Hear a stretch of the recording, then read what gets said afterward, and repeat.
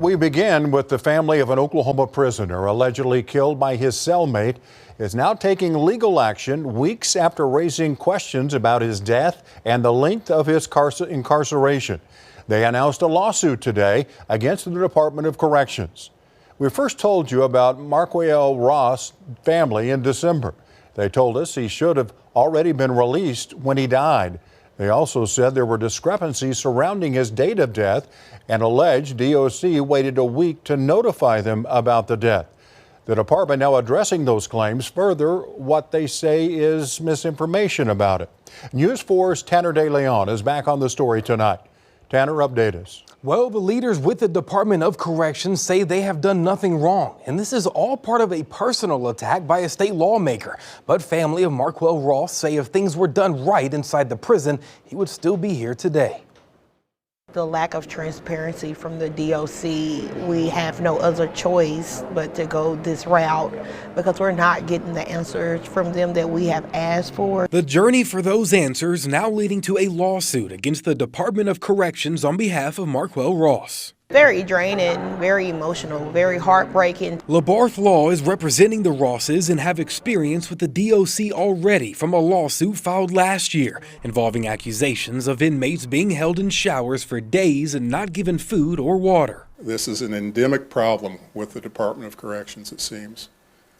We've all heard the term failing upward, and I think perhaps that's exactly what's going on with this particular director. The Ross family claims DOC changed Marquel's release date multiple times and transferred him to different prisons without any notification or documentation before he ultimately ended up in the state penitentiary, Oklahoma's highest maximum security facility, for someone who had no prior charges and was not considered dangerous. They also claim they were not notified when he was beaten to death inside his jail cell, only to find out days later by another inmate's family member right after Ross was sent off by DOC to be cremated. Why wasn't, we contacted, why the cover-ups, why the different changes in the release dates. However, DOC leaders say this is a case of misinformation led by Representative Justin Humphrey, a frequent critic of the agency. In a lengthy press release today, the DOC argues against multiple claims the Ross family has made.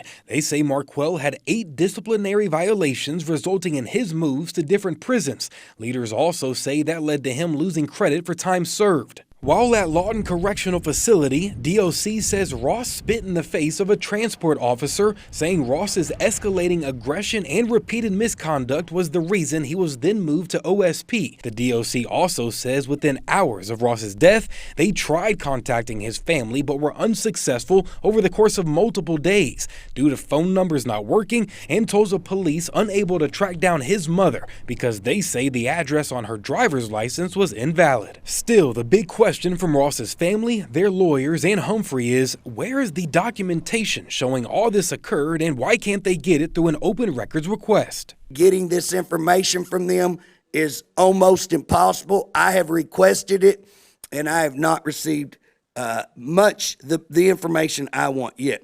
DOC leaders telling me Thursday the records they are requesting contain confidential information and they would need anyone requesting them to fill out a form first. I don't know who they're protecting.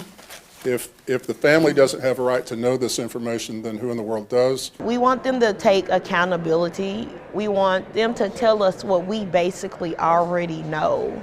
We know, we just want to see if they're going to be transparent and have the documentation to back up.